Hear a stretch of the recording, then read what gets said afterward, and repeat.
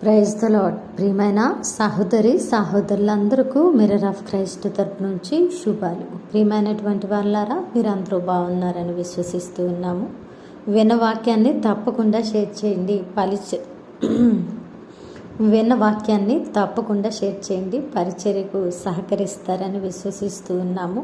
అలాగే the mirror of Christ news ఛానల్లో ప్రతిరోజు మధ్యాహ్నం 2 గంటలకి లైవ్ ఇస్తూ ఉన్నాం యూట్యూబ్లో. తప్పకుండా పాల్గొనండి. The mirror of Christ sister Rama Kiran అని మీరు కనుక సెర్చ్ చేస్తే మీరు యూట్యూబ్లో లైవ్లో మీరు ఉండడానికి అవకాశం ఉంటుంది. కాబట్టి ప్రియ దేవుని బిడ్డ, బలమైన వర్తమానం ద్వారా మీ కట్టబడని సమస్యల కోసం ప్రత్యేకంగా ప్రార్థిస్తున్నాం. ప్రతిరోజు మధ్యాహ్నం 2 నుంచి 3 గంటల వరకు పాల్గొనండి, దైవ దీవెనలు పొందండి. మరి ఈరోజు దేవుడు మనతో మాట్లాడుతున్న బలమైన మాటలను బట్టి బలపరచబడదాం. 46వ అధ్యాయము 7వ వచనము. సైన్యములకు అధిపతియగు యెహోవా మనకు తోడై ఉన్నాడు. హల్లెలూయా. దేవునికి మహిమ కలుగును గాక. భక్తుడు విశ్వాసంతో ఈ మాటను ప్రస్తావిస్తూ ఉన్నాడు. ఏంటంటే, సైన్యములకు అధిపతి. కేవలము ఈ లోక అధిపతి కాదండి, ఈ లోకంలో ఉన్నటువంటి అధికారులు అస్సలు కాదండి. ఆయన ఎవరట? సైన్యములకు అధిపతి. ఈ లోకంలో ఎంత సైన్యమైతే ఉన్నదో, భౌతికంగా ఆత్మీయంగా ఎంత సైన్యమైతే ఉన్నదో ఆ సైన్యమంతటికి అధికారి, అధిపతి.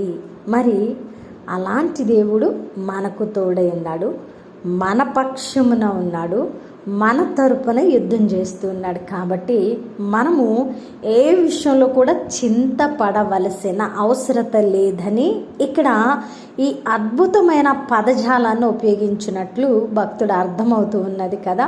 అధిపతి మనకు తోడుగా ఉన్నాడు అని ఒకవేళ రాసి ఉంటే అది అంత బలము చేకూరేది కాదేమో. అందుకే సైన్యములకు అధిపతి అగు యెహోవా మనకు తోడై ఉన్నాడు అనే మాట ప్రస్తావించబడింది. పరిశుద్ధాత్ముడు ఏ మాట రాయించినా కూడా అది మన జీవితాలలో బలమైన కార్యము జరిగించుట నిమిత్తమే వ్రాయించినట్లు మరి బోధపడతా ఉన్నది కదా.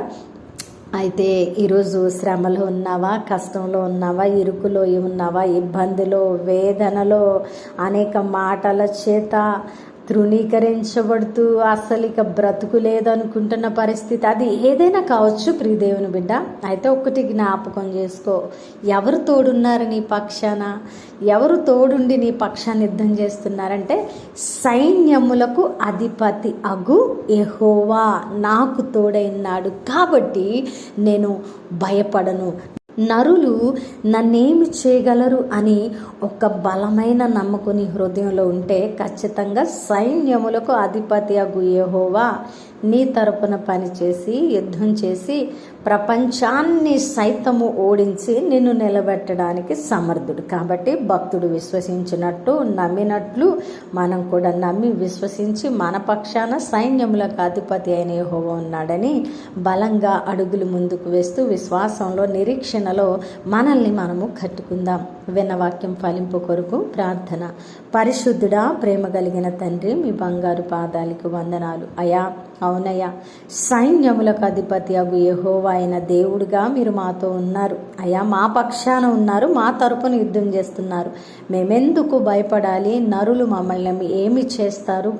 అసలు మేము దేనికి కృంగిపోవలసిన అవసరత లేదు అని ఎవరైతే ఈ మాటలను బట్టి ఆదరించబడ్డారో వారిని జ్ఞాపకం చేసుకోండి.